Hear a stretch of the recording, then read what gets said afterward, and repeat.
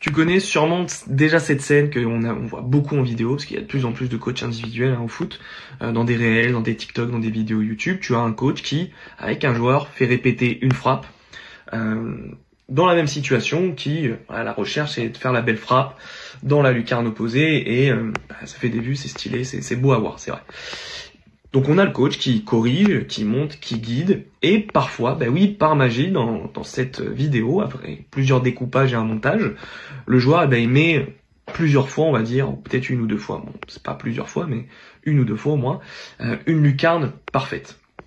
Mais si on regarde bien la réalité, premièrement, tout le monde n'y arrive pas, et ça, on ne le montre jamais en vidéo, bizarrement.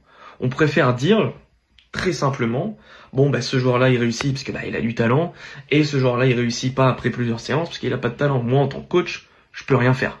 Voilà le bilan que vont faire la plupart des coachs. Il y a talent, il n'y a pas de talent. S'il n'y a pas de talent, je peux rien faire.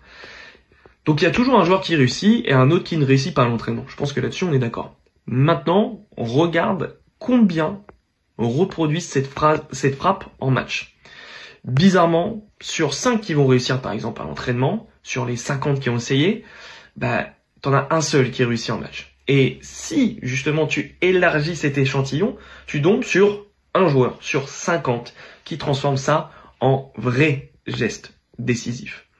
Et comme j'aime bien le dire à mes joueurs, alors être bon à l'entraînement c'est bien, c'est positif, mais moi honnêtement je m'en tape. Ce qui est important, ce qui compte, c'est être bon en match, être décisif, être le facteur X. Je pense que là-dessus, si j'ai pas 100% de je suis d'accord, je comprends pas quel sport vous faites.